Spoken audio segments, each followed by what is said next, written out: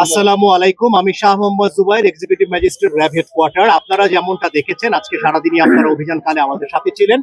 আমরা মূলত আমাদের যে পণ্যদ্রব্য স্থিতিশীল রাখা, বাজারের মনিটরিং কার্যক্রমের যে নিয়মিত মনিটরিং কার্যক্রম, সেটার অংশ হিসেবে আমাদের রমজান মাসে আমাদের অভিযান পরিচালনা করে আসছি।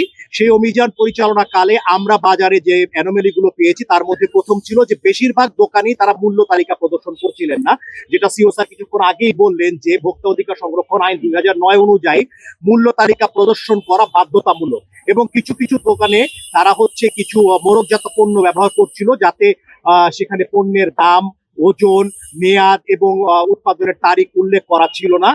এছাড়াও কিছু দোকানে আমরা একেবারে অস্বাস্থ্যকর পরিবেশে ভেজাল খাদ্যদ্রব্য, যেমন ভেজাল গুড় বা এই ধরনের কোনো পণ্য আমরা তাদেরকে বিক্রি করতে দেখেছি। এছাড়াও আমরা তাদের মনিটরিং কালে আমরা যে বিষয়টি আমাদের অ্যানোমেলি চোখে পড়েছে, সেটা হচ্ছে বেশিরভাগ দোকানই তারা পণ্যের যে পাকা রসিদ, তারা যে পণ্য ক্রয় করেছে, কত দামে ক্রয় করেছে, সেটার পাকা রসিদ আমাদেরকে প্রদর্শন করতে পারেনি। তো এ কারণে আমরা প্রথমবার, যেহেতু আমরা রমজান মাসে এসেছি, আমরা তাদেরকে সতর্কতামূলক আজকে 14টি মামলায় 14টি প্রতিষ্ঠানকে মোট 51,000 টাকা অর্থদণ্ড করেছি এবং তাৎক্ষণিকভাবে আদায় করেছি। এবং আমাদের সাথে বাজার কমিটির প্রতিনিধি উপস্থিত ছিলেন। আমরা তার মাধ্যমে সম্পূর্ণ বাজারে একটি মেসেজ প্রোভাইড করার চেষ্টা করেছি যে এই ধরনের অপরাধগুলোর যদি পুনরাবৃত্তি হয়, পরবর্তীতে আমরা কঠোর আইনি পদক্ষেপ গ্রহণ করব।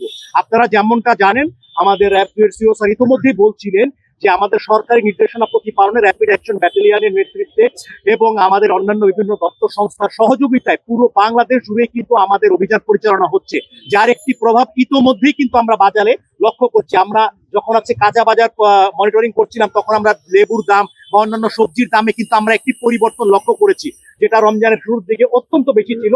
সেখানে একটা প্রভাব আমাদের পড়েছে। আমাদের এই মনিটরিং কার্যক্রম এবং অভিযান নিয়মিত অব্যাহত থাকবে, পুরো রমজান মাস জুড়ে চলবে এবং রমজানে জনমনে যেন স্বস্তি আসে, তারা যেন ভোক্তারা যেন স্বস্তির সাথে তার পণ্য ক্রয় করতে পারেন, সেটা নিশ্চিত করার জন্যই আমাদের অভিযান অব্যাহত থাকবে। ধন্যবাদ সবাই।